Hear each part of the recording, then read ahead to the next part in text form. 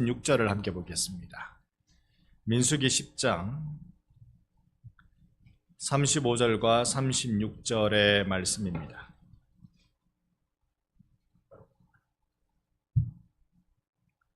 여러분 찾으신 줄 알고요. 두 절 말씀 우리 한 목소리로 같이 읽겠습니다. 괴가 떠날 때에는 모세가 말하되 여호와여 일어나사 주의 대적들을 흩으시고 주를 미워하는 자가 주 앞에서 도망가게 하소서 하였고, 괴가 쉴 때에는 말하되 여호와여 이스라엘 종족들에게로 돌아오소서 하였더라. 아멘. 아멘. 오늘 우리 주 예수께서 우리 가운데 돌아오심을 기대하고 사모합니다. 여러분은 어떤 시간들을 이 겨울로 맞이하고 있습니까? 부정적인 거 생각하면 한도 끝도 없습니다. 제가 작년, 이제 해가 지났으니까 작년이죠. 연말, 같은 겨울입니다만 연말에 어떤 우리나라 기후학자가 그렇게 얘기하는 걸 들었습니다. 이제 영하 15도가 상식이 되는 시대가 올 거다. 기후위기가 그렇대요. 여름에는, 지난 여름도 우리가 말도 못하게 더웠잖아요. 근데 이제 영하 15도가 상식이 되는 시대가 올 것이다. 오고야 만 것 같아요. 오늘 우리네가 영하 12도였고요. 이 따뜻한 남쪽 나라 우리가 영하 12도였고, 저기 서울이 영하 20도였대요. 이야, 이게 근데 일상이 되는 시대가 될 거다. 원래부터. 그 기후학자는요, 지난 여름도 맞췄거든요. 지난 여름 38도가 상식이 될 거라고. 근데 그거 맞추고 이번에 영하 15도. 점점 사람 살아가기가 어려운 때를 맞이하고 있습니다. 그건 다 우리가 잘못한 것이겠지요? 사람이 잘못한 것이겠지요? 부정적인 거 생각하면 한도 끝도 없습니다. 지구의 인구가 몇 명인가 한번 살펴봤습니다. 여러분, 지구 현재 살아가고 있는 인구가 몇 명일까요? 세상에 80억이 넘었대요. 80억. 제가 어릴 때 기억이 45억, 50억 요렇게 수치를 말해주던 기억이 나는데 40억이라고 치면 배가 넘은 거예요. 그러니까 이 지구에 인류라는 종족을 이만큼 두고 있어 본 적이 없는 시대입니다. 80억이면. 근데 우리는 뭐라고 얘기합니까? 애를 더 많이 낳아라. 애 많이 낳아라. 우리나라는 애를 많이 낳아야 돼요. 우리나라는 자꾸 줄어들어가지고 큰일입니다. 우리나라는 많이 낳아야 돼요. 그런데 너무나도 위기는 위기입니다. 뭐 정치 위기는 얘기 안 해도 되겠죠. 그건 여러분 텔레비전 뉴스만 보면 다 나와요. 다 나와서 어느 게 맞는지 우리도 헷갈리고요. 그냥 저야 원래 사실만 보면서 판단해보자 하는 거기 때문에 사실만 보면서 제 나름대로 생각을 갖고 있습니다만 다 생각들이 다 다르지만 부정적인 것들이 너무 많아요. 이럴 때 우리가 어떻게 해야 될까? 어떻게 우리가 이 시대를 살아가야 될까? 여전히 어떤 시대든지 간에 내 구주 예수밖에 없다. 예수만이 우리에게 유일한 소망이다. 여러분이 저랑 다른 것들은 생각이 다를 수가 있죠. 다른 것에 대해서는 생각이 다를 수가 있어요. 근데 하나 같은 거 있잖아요. 예수만이 유일한 구주다. 예수만이 우리의 유일한 소망이고 예수만이 이 땅의 유일한 생명이다. 이거 하나 때문에 여러분과 저가 만나 이렇게 있는 거잖아요. 이거 아니면 여러분하고 저하고 같이 앉을 이유가 없는 분들이 많이 있습니다. 그러니까 정말 예수로만 우리를 하나로 만들어준다. 여러분, 예수께서 우리 교회만 하나로 만들어줄까요? 온 세상을 하나로 만들 수 있으실까요? 온 세상을 하나로 만들 수 있어요. 온 세상을 하나로 만들 수 있는 그분이 우리나라도 하나님이 다시 하나로 만들어 주실 줄 믿습니다. 여기 이제 우리의 몫이 있는 거예요. 우리의 몫이 무엇일까? 오늘 우리는 법궤가 탁 이동할 때, 법궤가 멈출 때 그 내용을 35절과 36절을 통해서 잠깐 읽었습니다. 법궤 이야기하자면 뭐 한도 끝도 없겠습니다만 짧게만 잠깐 한번 법계 역사를 잠깐 한번 말씀드릴게요. 이스라엘 백성이 애굽에서 종노릇하다가 430년간 종노릇하다가 광야에 왔습니다. 그리고 광야에서 이 홍해를 건너고 광야의 길을 걷고는요, 대략 한 달 정도 이 길을 걷습니다. 그리고 한 산에 딱 다다라요. 여호와의 산, 야훼의 산이라고 부르는 그 산에 딱 다다릅니다. 언약의 산이라고 부르는 그 산에 다다릅니다. 그 산이 어느 산일까요? 시내산. 시내물이 흘러서 시내산은 아닙니다. 시나이 반도를 우리말로 음력을 하면 시내 사막, 시내 반도, 그래서 시내산입니다. 이 시내산에 딱 도착해서 하나님이 이스라엘 백성들에게 이제 너희들이 이렇게 살아야 된다는 율법을 쫙 말씀해 주십니다. 이 언약을 말씀해 주시고, 그리고 이제 여호와의 임재의 상징으로 언약궤를 딱 설명해 주십니다. 요 양식대로 만들어라. 즐겁게 읽어가다가요, 여러분 창세기 즐겁게 읽으면서 얼마나 흥미진진하고 신납니까? 읽어가다가 코마 힘든 때가 성막 설계도 얘기할 때, 언약궤 이거 설계도 이야기할 때, 그때부터 막 힘들어가지고 성경 고마 읽고 싶어진다니까요. 꼭 참고 읽어도 이게 무슨 뜻인지 모르고 그냥 넘어가잖아요. 그거 특별하게 이거 공부 안 하면 사실은 그냥 읽기가 어려운 거예요. 꼭 참고, 어쨌든 꼭 참고, 글은 우리나라 글인데 뜻은 모르겠는 그런 의미로 숭숭숭숭 읽어간단 말입니다. 그래라도 읽어가시는 분들이 대단한 거예요. 대단한 거예요. 읽어가다 보면 내용은 주로 언약궤는 이래서 언약궤인데 밑은 뭐냐? 여기에는 10계명을 담았다. 10계명을 담았다. 여기까지 올 때는 10계명을 담았다. 그리고 거기에 뚜껑을 탁 닫아야 된다. 뚜껑을 닫는데 요걸 시은소, 시은좌라고 부릅니다. 거기에는 그룹 둘이가 날개를 쫙 이렇게 펴고 있는 그 장면. 여러분, 왜 실존하지 않는 환상 중에 있는 이 그룹이라는 걸 거기에 만들어 뒀을까요? 저는요, 그걸 이 날개에서 좀 찾아봅니다. 날개. 이 시편에 보면 여호와께서 구름을 타시고 공중을 나시는 걸 노래하는, 공중을 날아다니시는 걸 노래하는 장면이 있단 말입니다. 그게 이 법궤의 그룹 날개에서 그 영감을 받아서 지은 시라고 여겨집니다. 다 하나님께서 날아다니시는 모습, 그 모습을 상징하는 것 같아요. 여기에 법궤 탁 만들어 놓고, 이 법궤에는 이스라엘의 죄를 가지고 와서 짐승의 피를 뿌리고 짐승의 기름을 거기에 뿌려서 거기에 태우고 이렇게 하는 일들을 하죠. 그러니까 여기에 우리의 죄가 가득가득 모여들고 하나님이 태우셔서 여기에 용서의 은혜를 딱 덮으시고, 저는 이게 우리 신앙생활에 일상적으로 반복돼야 되는 일이라고 믿습니다. 우리의 쓰레기가 자꾸 십자가 앞에 모이고 십자가에서 하늘의 신령한 은혜로 이 쓰레기를 덮어가지고 하나님이 태워가지고 성령의 역사로 태워가지고 우리를 정결케 하는 역사가 여러분 가운데 매일 일어나기를 축원합니다. 이 십자가의 신나는 은혜, 이 즐거운 은혜가 계속 일어나야 된다는 걸 언약궤가 보여주고 있는 거예요. 자, 이스라엘 백성이 언약궤를 딱 쥐고 행진합니다. 광야에서 행진할 때도 있고 머물 때도 있잖아요. 언약궤는 항상 중심입니다. 행진할 때도 보면 이스라엘 지파 이래 하고 이래 하는데 여기에 가운데 언약궤가 딱 있어서 행진하도록 딱 그렇게 정합니다. 그리고 딱 이 자리를 잡고 소위 그 야영할 때, 그때 언약궤는 동서남북으로 이스라엘의 지파가 세 지파씩 나누어서 딱 이렇게 포진하고요, 언약궤가 가운데 딱 머물러 있습니다. 항상 언약궤 중심, 법궤 중심으로 행진을 하던 머물러 있던 그렇게 기준을 잡도록 해놨습니다. 자, 그러면 이 언약궤가 생활의 중심, 삶의 중심이 돼야 된다는 거잖아요.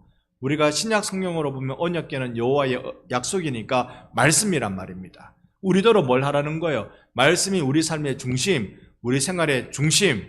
여러분, 가전제품이 우리 생활의 중심이 아니고 하나님의 말씀이 우리 생활의 중심, 언제나 우리 생활에 하나님의 말씀 중심으로 되어야 된다. 이걸 우리에게 알려주고 있습니다. 그러면 여기까지 이제 언약궤 짧은 역사를 여러분께 잠깐 말씀드렸고요. 오늘 보면 35절에 궤가 떠날 때, 이거 행진할 때잖아요. 궤가 떠날 때에는 모세가 이렇게 말해라. 근데 여기에 이 민수기 10장에 행진하는 장면을 보면 아까 설명드릴 때 행진할 때 언약궤가 행진열 가운데 있다고 말씀드렸어요. 근데 민수기 10장에서 나타나는 행진은 언약궤가 제일 앞에 섭니다.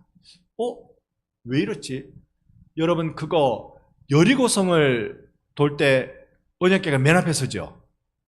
그 다음에 요단강을 건너갈 때 언약궤가 맨 앞에 서죠. 물론 강 중간에 언약궤가 머물고 있습니다만 맨 앞에 섭니다. 요단강을 건널 때는 그랬습니다. 그러면 홍해를 건널 때는요? 그때는 법궤가 없었습니다. 이거 여러분 졸음을 깨우는 방법이었는데 안 통했던 것 같습니다. 제가 대학교 처음 들어갔는데요. 그때 종교음악과하고 신학과하고 같이 MT 비슷하게 한번 한 적이 있습니다. 종교음악과에 웬 남학생이 같이 1학년인데 덩치는 커다랗게 해가지고 그때 그 독일어 노래를 부르는 거예요. 이히 리베 디히 내가 당신을 사랑합니다. 그걸 제가 고등학교 때 음악 선생님한테 배운 기억이 나거든요. 그걸 그렇게 쫙 부르는 거예요. 이히 리베 디히라고 딱 부르면서 그 다음에 뭐 사랑해서 안 돼? 뭐 신승훈 노래 그걸로 싹 바뀌더라고. 깔깔깔 웃으면서 그 종교음악가가 폼을 잡았으니까 제대로 한 곡 부를 줄 알았죠. 깔깔깔 웃으면서. 근데 그 친구가 그렇게 웃겨놓고는 우리 신학과에 있는 데서 문제를 딱 내요. 성경 몇 장 있는지. 창세기가 몇 장인 줄 아십니까? 50장이요. 그러면 출애굽기가 몇 장인지 아십니까? 40장. 그러면 히스기야서는 몇 장인지 아십니까?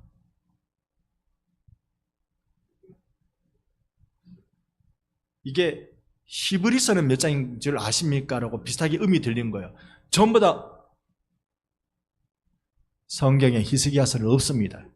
이 종교음악가가 신학과를 조롱을 했죠. 그러니까 우리가 그때 확 정신이 깬 적이 그때 있었습니다. 법궤 이야기로 다시 돌아오겠습니다. 이 법궤가 제일 앞줄에 선 것, 그러니까 보통은 제일 가운데 섭니다. 제일 앞에 설 때는 특별한 때, 전투에 나갈 때, 아니면 아주 중요한 행진을 할 때, 보통 행진 말고 아주 중요한 여리고를 아니면 요단강을 이런 중요한 행진을 할 때 법궤가 제일 앞에 섭니다. 자, 그럴 때 모세가 이렇게 기도하고 기도를 가르칩니다. 35절 궤가 떠날 때 모세가 뭐라고 말합니까? 여호와여 일어나사 주의 대적들을 흩으시고 주를 미워하는 자가 주 앞에서 도망하게 하소서. 이 말은 지금 언약궤가 어디를 향합니까? 전쟁터를 향하는 거예요. 전투 그 지역으로 제일 앞장서서 나갈 때 모세가 그럽니다. 여호와여 일어나사 이 전투에서 승리하옵소서. 이렇게 하는 거예요. 우리가 알아듣도록 설명하면 승리하옵소서. 그리고 이제 언약궤가 쉴 때, 이거는 야영할 때, 그때 어떻게 합니까? 여호와여 이스라엘 종족들에게로 돌아오소서. 이게 천만 이스라엘에게 돌아오소서. 아마 개역 한글에는 그렇게 기록되어 있을 거예요. 자, 여기에 우리에게 읽은 건 이스라엘 종족에게로 돌아오십시오, 우리에게로 오십시오라고 번역을 그렇게 했는데요. 이 번역은 이렇게도 할 수 있고 천만 이스라엘의 여호와여 돌아오소서 이렇게 번역할 수도 있어요. 차이점을 여러분 이 밤에 헷갈리기 쉽습니다. 여러분 히스기야서는 몇 장까지 있습니까? 정신 바짝 차리셔야 돼요 지금. 자, 여호와여 이스라엘에게로 오시옵소서라고 번역할 수도 있고 이스라엘의 여호와여 돌아오옵소서라고 번역할 수도 있어요. 근데 뒤에 걸로 번역하는 게 맞다고 좀 더 옳다고 보는 이유는 바로 앞절 35절에 여호와께서 적하고 싸우셨잖아요. 쉼의 자리로 여호와께서 오신단 말입니다. 그러니까 이스라엘의 여호와여, 이스라엘을 위하여 싸우셨던 여호와여 돌아오소서. 어디로? 법궤로. 이 말을 하고 있다고 보아집니다. 어쨌든 두 가지 의미가 있습니다. 지금 35절, 36절에 하나님은 우리를 위하여 싸우시는 하나님, 하나님은 우리의 공동체에 오셔서 쉼을 누리시는 하나님. 자, 다시 하나님은 나를 위해 싸우시고 하나님은 내게 오셔서 나를 다스리시고. 자, 우리가 하나님에 대한 이 구약의 하나님에 대한 이해는 이렇게 했어요. 아무래도 구약은 이 전쟁의 위기 속에 있는 경우가 하도 많아가지고 이스라엘의 하나님은 이스라엘을 지키시는 분이라고 그렇게 여겨졌단 말입니다. 그러니까 하나님, 전쟁이 났습니다. 하나님이 나가 싸워주시옵소서. 우리가 할 수 있는 거라고는 하나님, 전쟁에 나가 주십시오. 이거 애들 말로 재밌게 하면 하나님 화이팅 이겁니다. 하나님 화이팅. 우리는 못 싸우거든요. 우리는 나가서 싸울 재간이 없거든요. 그러니까 하나님이 앞서가, 하나님 그냥 샥 끝장내버리세요. 하나님 화이팅. 35절이 그겁니다. 그리고 36절은 하나님 나를 다스려 주세요. 여기 오셔서 나를 다스려 주세요. 법궤라는 말이 십계명을 담고 있어서 법궤라고 표현을 씁니다. 십계명이 그 안에 있기 때문에 하나님의 계명은 왜 주셨을까요? 지키라고 주셨죠. 맞죠? 여러분, 하나님이 돈을 여러분에게 왜 주셨을까요? 돈을 왜 주시죠? 단순하게 생각하세요. 돈을 왜 주시죠? 쓰라고 주시죠. 돈을 쓰라고 주세요. 법은 왜 주세요? 지키라고 주세요. 단순하게 생각하시면 돼요. 법궤라는 의미는 이 법을 지키라고. 법궤라는 건 그 앞에서 벌벌 떨고만 있으라는 게 아니라 십계명을 지키라고. 그러니까 내 삶을 보존하는 방법은 하나님 말씀을 지키는 것에 있습니다. 기억하셔요. 내 삶을 보존하는 방법은요, 말씀을 지키는 데 있어요. 말씀을 많이 읽으려고 노력하는 게 중요합니다. 한국 교회가 한때 병들었던 게 뭐냐면 읽어가는데 너무 열정적이에요. 여러분 성경 한번 여러분 생애에 제일 많이 읽었을 적에는 1년에 몇 번 읽었습니까? 지금 작년에 몇 번 읽었는지 여쭈는 게 아닙니다. 내 생애에 제일 많이 거의 미친 듯 홀린 듯 막 읽어가지고 1년에 몇 번 읽었습니까? 10번 넘는 분. 1년에 10번 넘게 읽어보신 분. 많이 줄입니다. 7번 넘게 읽어보신 분. 더 줄입니다. 5번 넘게 읽어보신 분. 불안한데. 3번 이상 읽어보신 분. 1년에 3번. 2번. 고마합시다. 한때는요, 읽어가는. 심지어 녹음 테이프가 나와가지고 저도 그거 샀어요. 읽어가는 분이 태초에 하나님의 천지를 창조하시느라 이렇게 빠르게 그 읽어가는 분이 빠르게 읽어요. 빠르게 읽어가는 건 그걸 그 다음에 이게 mp3라는 게 나와가지고 그 다음에 나타나는 현상은요. 읽어가기는 태초에 하나님이 천지를 창조하시니라 이렇게 읽어가는데 2배속이 나왔어. 그래 팍 읽어가. 한때 우리가 2009년 우리 교회 100주년 때 2009년 때 우리가 뭐 했느냐면요. 2008년도에 성경을 읽도가신 분께 2009년 기념사업으로 성경을 한 권씩 선물로 드리는 일을 했어요. 기억나십니까? 한 권씩 성경을 드리는 일을 했어요. 그때 당회에서 어떤 결정한지 아세요? 참 재밌습니다. 그때 당회에 카세트 테이프 틀어놓고는 안 돼. 이게 워낙 빨리 읽으니까 따따따 읽으니까 그건 안 돼. 대신에 그거 틀어놓고 성경을 펼쳤으면 돼. 이렇게 했어요. 성경 읽어가는 걸 굉장히 많이 강조를 많이 했어요. 근데 우리가 성경을 사랑한다는 마음을 잃어버려서는 안 됩니다. 성경을 사랑하면 말씀을 읽고 마음에 새기고 실천하는 자리에 나가는 게 그게 성경을 사랑하는 일인 줄 믿습니다. 여러분, 부모님의 말씀을 중요하게 여긴다는 건 그 앞에서 무릎 꿇고 말씀을 열심히 듣는 게 아니에요. 들은 말씀을 마음에 새기고 그대로 실천해 나가는 것이 부모님 말씀을 중하게 여긴다는 뜻입니다. 앞에서 열심히 듣는다고 그게 대수가 아니에요. 법궤는 뭐냐? 십계명대로 살아라. 십계명대로 살아라. 자, 이것이 내 삶을 지킨다. 그리고 하나님을 향하여 간구해라. 하나님 화이팅. 하나님 내가 이거 오늘 해야 되는데요. 하나님 내 앞에 앞장서 주세요. 하나님 화이팅. 믿고 기도하고 믿고 부탁하고 그런 것은 믿고 부탁하고 나는 여호와의 말씀을 지켜 살려고 노력하고 이게 이스라엘 백성 광야에서 살아가는 이스라엘 백성의 삶의 방식이란 말입니다. 물론 이스라엘이 그렇게 안 삽니다만은 오늘 우리는 그렇게 삽시다. 우리는 그렇게 살아버립시다. 말씀이 알려주는 대로 곱씹었다가 그대로 살아버리는 것. 여러분 그렇게 살 때 하나님이 그래 네 얼마나 잘 사는지 한번 보자라고 하실까요? 살려고 몸부림칠 때 거기에 하나님이 큰 힘을 주실까요? 큰 힘 주시겠죠. 역사가 되도록 만들어 주시겠죠. 나는 몰랐는데 내가 살려고 하나님 말씀대로 살려고 몸부림치는 그 짧은 몸부림을 통하여 하나님은 어마어마한 역사를 일으켜 주시겠죠. 그걸 우리가 믿는 거예요.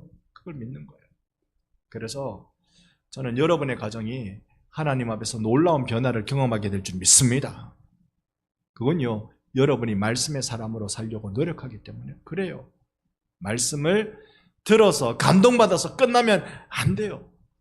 감동받은 걸로 끝날 것 같으면 여러분 설교를 듣지 마시고요, 영화를 보시고요, 연극을 보시고요, 진지한 감동 유튜브 쳐보세요. 얼마나 감동스러운 내용들이 많이 저는 그런 거 보면 맨날 웁니다. 그런 거 보면 얼마나 감동을 많이 주는지. 차라리 눈물 흘리고 싶으면 그게 빨라요. 그런데 우리가 말씀을 듣는 건 이 말씀을 듣고 그대로 끝나는 게 아니라 말씀대로 실천해 내는 것. 그럴 때 그게 그저 내가 말씀을 실천하는 훈련을 했다라고 정도로 끝나는 게 아니라 하나님이 그걸 통해서 세상을 바꾸는 일을 하신다고. 그래서 그리스도는요, 예수는 우리의 기도에 손이 묶여 있다는 걸 여러분 아세요? 이번 주일날 그 말씀 드려야 되는데. 우리의 기도에 예수님 손 묶어 놓고 있다는 거. 이건 어떤 신학자가 과하게 표현한 거고, 또 다른 우리 개혁신학에 정통하는 미국의 존 파이퍼 목사님은, 그는 침례교 목사님입니다만 그 많은 개혁파 신학 현대 설교가가 없어요. 그분이 뭐라고 말했냐면 하나님은 우리의 기도에 제한받기로 결정하셨다. 내가 기도하는 대로 하나님 움직이시겠다고. 그래서 하나님 이 앞에 적이 나타났어요. 하나님 가주세요. 하나님이 출동해 주세요. 하나님 화이팅. 이렇게 하는 거예요. 그거 하는 거예요.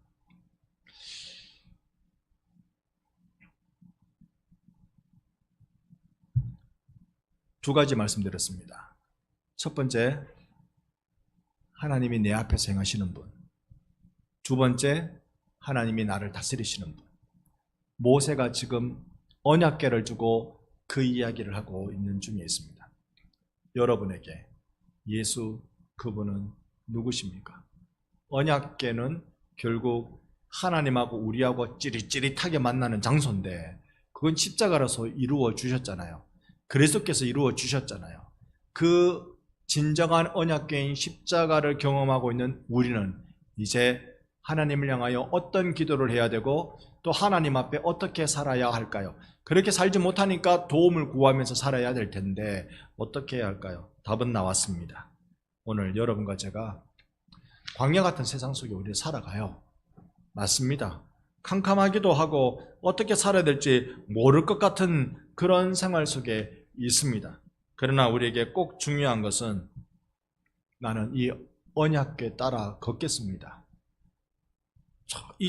보통 때는 이 긴 줄 한가운데에 언약궤가 있지만 중요한 때는 언약궤가 제일 앞장선다니까요. 하나님, 내가 이 언약궤를 따라가겠습니다. 내가 가는 길이 어딘지 하나도 모르겠는데, 그러나 언약궤만 보고 십자가만 보고 저 표대만 바라보고 주님, 내가 나가겠습니다. 작정하고 하나님을 항상 앞에 앞세우고, 하나님을 앞세울 때 우리가 하나님께 늘 뭐라고 말한다고요? 하나님 화이팅! 하나님 화이팅! 늘 십자가를 붙들고 나가면서도 하나님을 앞세우고, 그리고 난 뒤에 하나님이 승리하시고 또 내 삶에 들어올 때 내가 말씀을 지키겠습니다. 이 원리로 살아가기 시작하면서 여러분에게 주어진 광야도 믿음으로 다 헤쳐나가는 복이 있기를 주님의 이름으로 축원합니다.